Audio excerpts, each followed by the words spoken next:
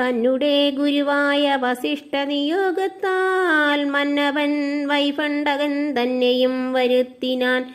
ശാലയും പണി ചെയ്തു സരയൂ തീരത്തിങ്കൽ ഭൂലോകപതിയാഗം ദീക്ഷിച്ചാനതുകാലം.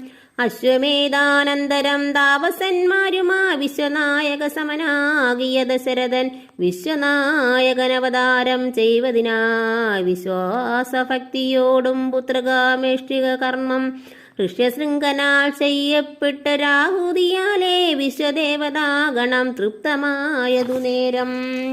ഹേമപാത്രസ്ഥമായ പായസത്തോടും കൂടി ഹോമകുണ്ടത്തിൽ നിന്നു പൊങ്ങിനാൻ വഗ്നിദേവൻ.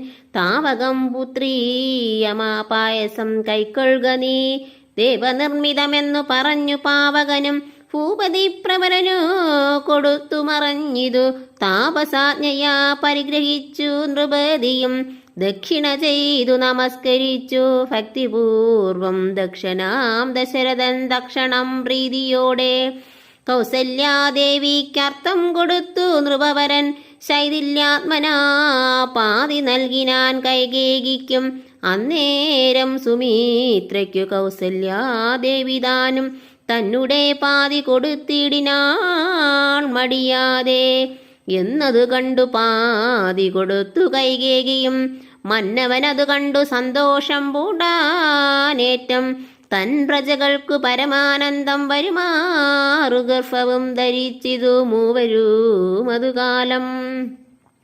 അപ്പോഴേ തുടങ്ങി ശോണീന്ദ്രനാം ദശരഥൻ വിവേന്ദ്രന്മാരെയൊക്കെ വരുത്തി തുടങ്ങിനാൻ.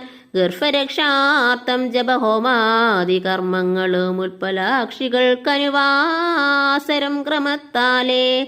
ഗർഭചിഹ്നങ്ങളെല്ലാം വർദ്ധിച്ചു വരുന്തോറും ഉൾപ്രേമം കൂടെ കൂടെ വർദ്ധിച്ചു നൃപേന്ദ്രനും.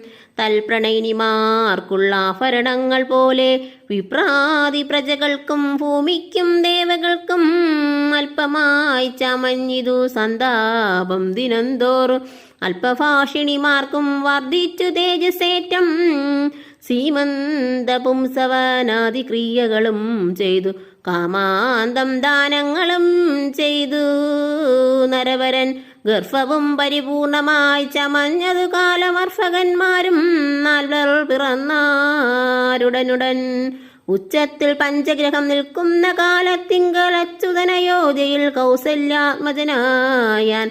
നക്ഷത്രം പുനർവസു നവമിയല്ലോ തിഥി. നക്ഷത്രാധിപനോടു കൂടവേ ബൃഹസ്പതി കർക്കടകത്തിൽ അത്യുച്ച സ്ഥിതനാ